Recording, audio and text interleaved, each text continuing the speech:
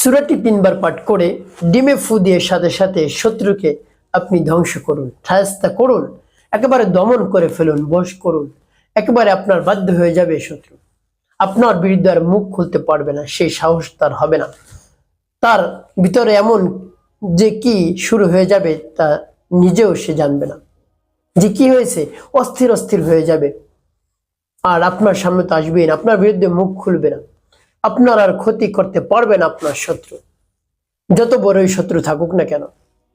শত্রু যতই শক্তিশালী থাকুক, জনবল দিয়ে, অর্থ সম্পদ দিয়ে, যা কিছু দিয়ে, সবকিছু দিয়ে যদি সে শক্তিশালী হয়, তারপরেও সে নিস্তেজ হবে, দমন হয়ে যাবে। সূরাটি 3 বার পাঠ করে ডিমে ফু দিন, দেখবেন শত্রু আপনার আর কোনো ক্ষতি করে না। করে দেখুন না কি হয়। প্রিয় ভাই বোনেরা, আপনার অনেক ধরনের শত্রু থাকতে পারে, জানের শত্রু, মালের শত্রু, সম্পদের শত্রু, সম্মান নষ্ট করে শত্রু। প্রত্যেক ক্ষেত্রে আপনার শত্রু রয়েছে, চতুর্দিক থেকে শত্রু আপনাকে ক্ষতি করে, আক্রমণ করে। আপনি একটু উপরে উঠতে চান, আপনাকে টেনে হিস্ট্রি নিচে নাম, কোনোভাবে উপরে উঠতে পারছেন না।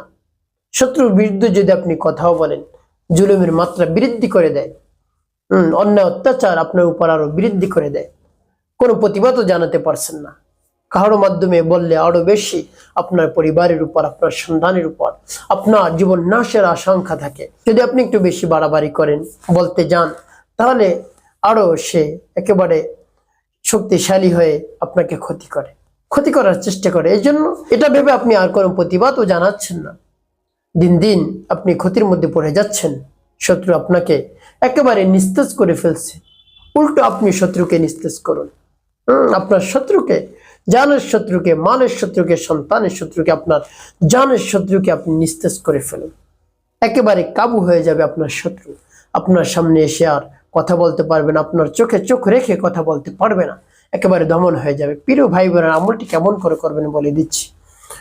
তো প্রিয় ভাই বোনেরা, শুরুতেই বলবো আমলটি কেমন করে করবেন, তারপরে বলবো আমলটি করে কিভাবে আপনি উপকৃত হবেন।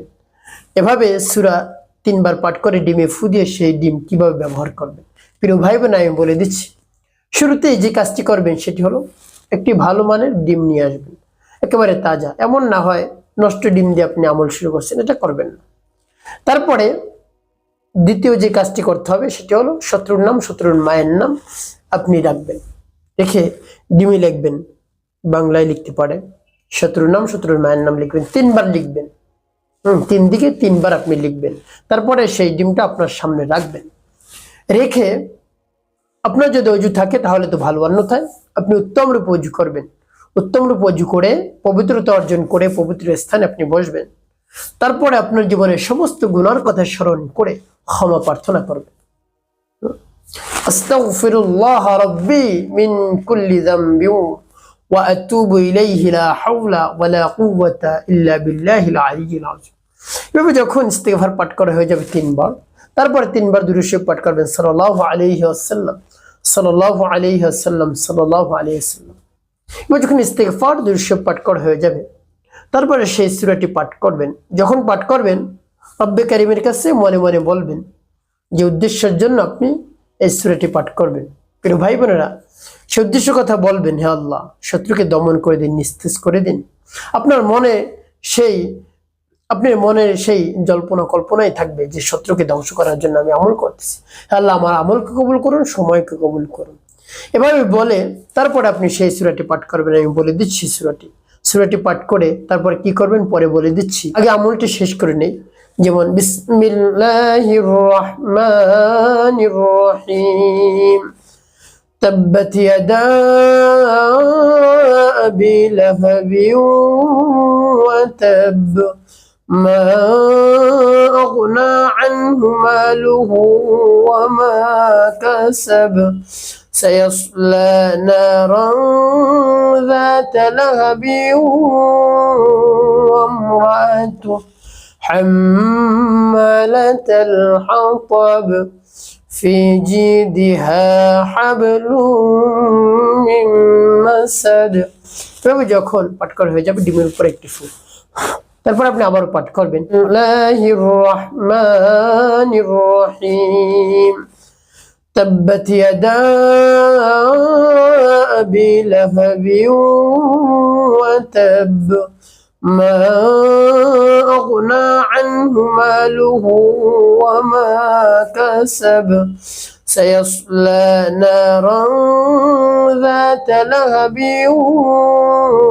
وامرأته حمالة الحطب في جيدها حبل من مسد পাঠ করা শেষ আবার তারপর আপনি মনে দরদ নিয়ে আবার পাঠ করবেন বিসমিল্লাহির রহমানির রহিম تبت يدا أبي لهب وتب ما أغنى عنه ماله وما كسب سيصلى نارا ذات لهب وامرأته حمالة الحطب في جيدها حبل من مسد পাঠ করে শেষ আবার একটু প্রিয় ভাই বোনেরা কতবার পাঠ করবেন এভাবে ভাবে আপনি গুনে গুনে 3 বার পাঠ করে 3টি ফু ডিমের মধ্যে দিবেন তারপরে কি করবেন নবী সাল্লাল্লাহু আলাইহি ওয়াসাল্লাম মুহাব্বত নিয়ে 7 বার দুরূদ ইব্রাহিম পাঠ করবেন আল্লাহুম্মা সাল্লি আলা মুহাম্মাদ ওয়া আলা আলি মুহাম্মাদ কামা সাল্লাইতা আলা ইব্রাহিম ওয়া আলা আলি ইব্রাহিম إنك حميد مجيد اللهم بارك على محمد وعلى آل محمد كما باركت على إبراهيم وعلى آل إبراهيم إنك حميد مجيد اللهم صل على محمد وعلى آل محمد كما صليت على إبراهيم وعلى آل إبراهيم إنك حميد مجيد اللهم بارك على محمد وعلى آل محمد كما باركت على إبراهيم وعلى آل إبراهيم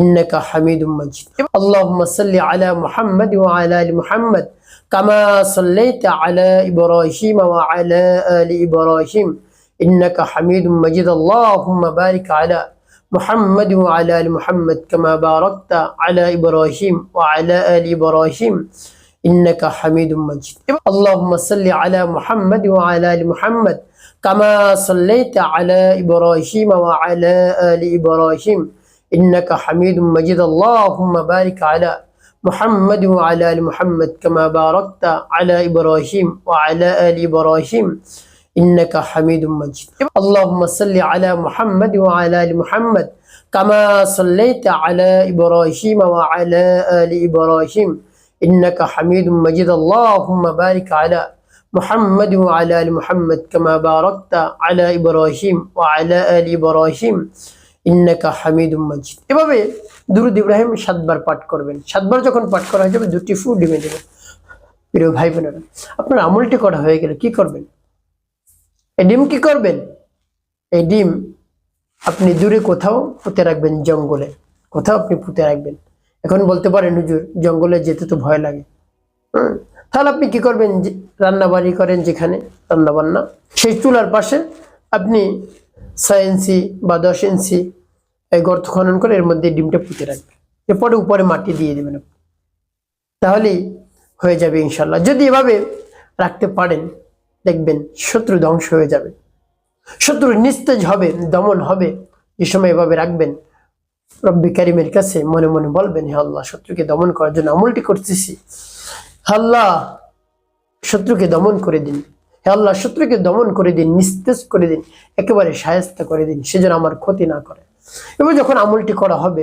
তারপরে সর্বশেষ আল্লাহ রাব্বুল আলামিনের কাছে মোনাজাত করবেন হে আল্লাহ আপনার শরণাপন্ন হয়েছি শত্রুর জ্বালায় যন্ত্রণায় আমি অস্থির হয়ে পড়েছি ক্ষতি করে আর ক্ষতি করে কোনোভাবেই আমি মাথা চারা দিয়ে উঠতে পারি না আমাকে টেনে হিস্ট্রে নামাতে চায় সব দিক থেকে আমার শত্রু ক্ষতি করে কি করব আপনি সহজ করে দিন শত্রুর মনকে নরম করে দিন গলিয়ে দিন সে যেন আর ক্ষতি না করে উপকারের জন্য আমার কাজ করে সদা সর্বদা সেরকম তার মনকে বানিয়ে দিন হে আল্লাহ এভাবে রব্বে কারিমের কাছে আপনি বলবেন মন খুলে প্রাণ ভরে বলবেন দেখবেন অবশ্যই আপনি উপকৃত হতে পারবেন প্রিয় ভাই বোনেরা একটি কথা মনে রাখতে হবে 5 ওয়াক্ত নামাজ আপনাকে আদায় করতে হবে মানুষের কল্যাণে খিদমতে কাজ করবেন অবশ্যই আপনার জীবন হবে সুখময় এবং শান্তিপূর্ণ ইনশাআল্লাহ